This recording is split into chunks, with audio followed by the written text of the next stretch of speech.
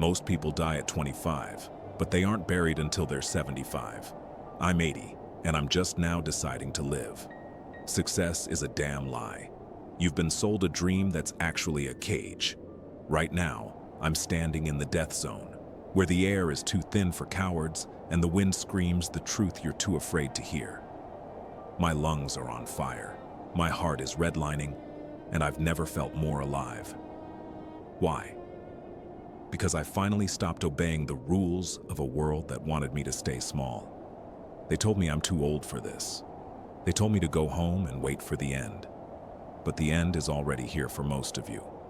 You're just too comfortable to notice your own funeral. My old man was a carpenter, a man who didn't believe in words, only in the grain of the wood. Back in '75, I was whining about how unfair life was. He didn't give me a hug, he gave me a lesson. He pointed at a slab of oak and said, "Arthur, this wood is hard because it fought the winter. If it grew in a greenhouse, it'd be soft enough to rot with a touch." I was looking for the secret sauce, the shortcut to the top, but there is no shortcut. There's only the grit in your teeth and the spine to stay standing when the storm hits. He didn't leave me a trust fund. He left me the understanding that comfort is a slow-acting poison. By 40, I was the success story. The house, the cars, the rich but broke lifestyle. I was a king in a cardboard empire. But let me tell you the hard truth. That peak was a trap.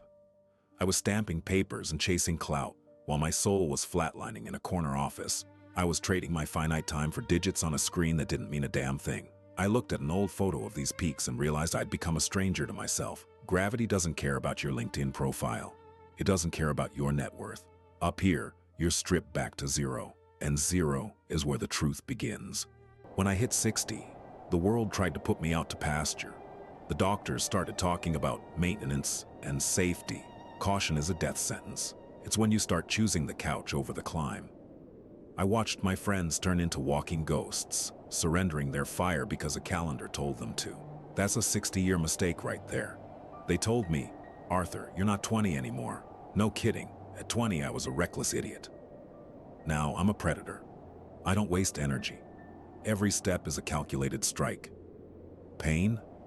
Pain is just the tax you pay for being elite. Old age is a filter. It removes the ones who never really wanted it. A storm hit 3 days ago that would have broken a younger man. The wind was trying to rip the marrow out of my bones.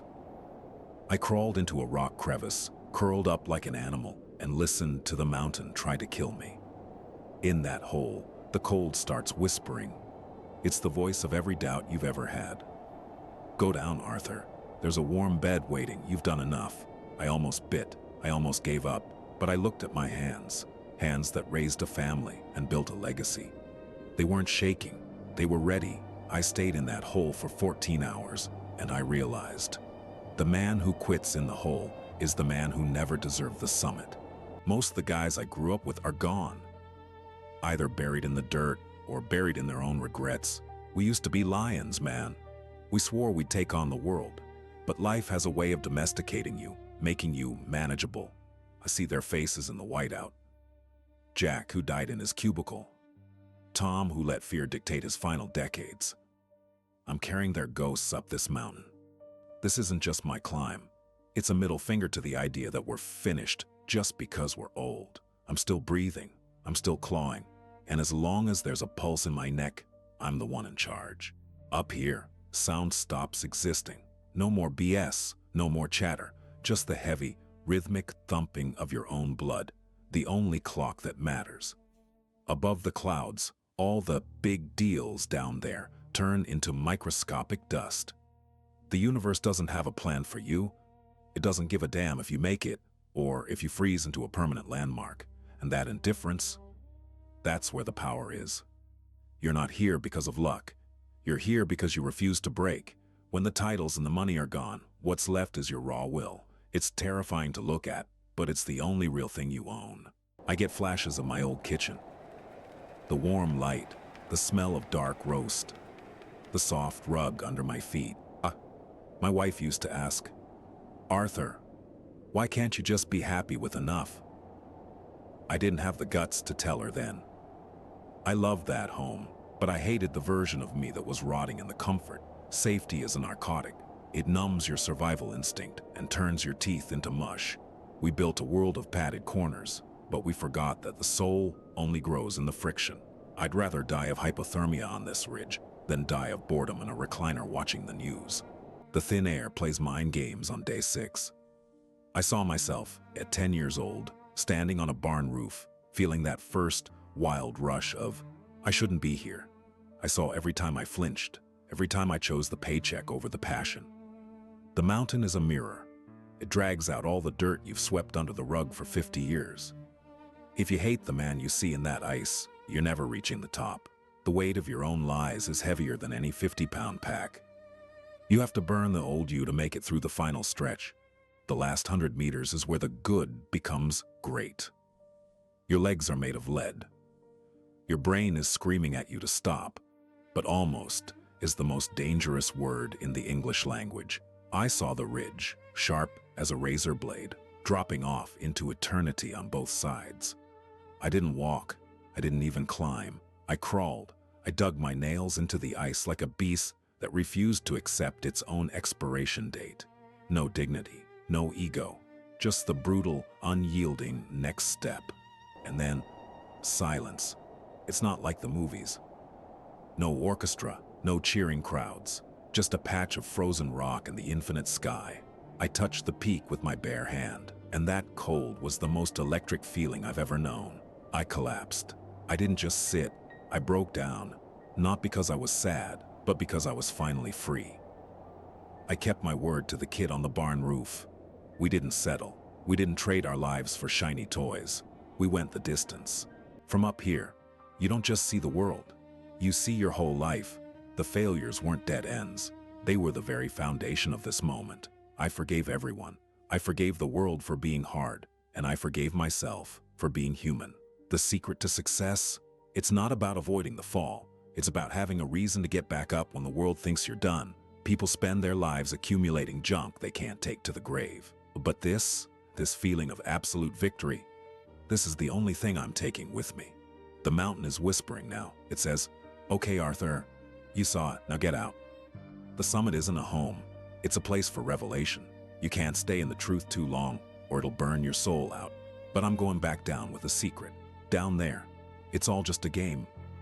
The bills, the status, the what will people think. It's all theater. My reality is here, in the cold, and that knowledge makes me dangerous.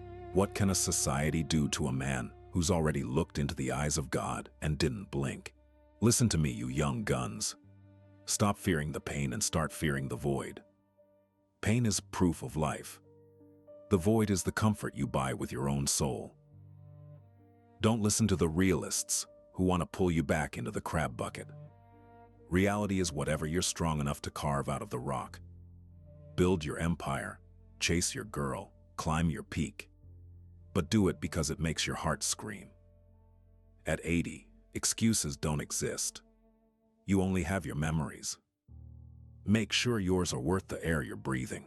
Choose being exhausted over being bored every single time. Going down is the real test. Your body wants to quit.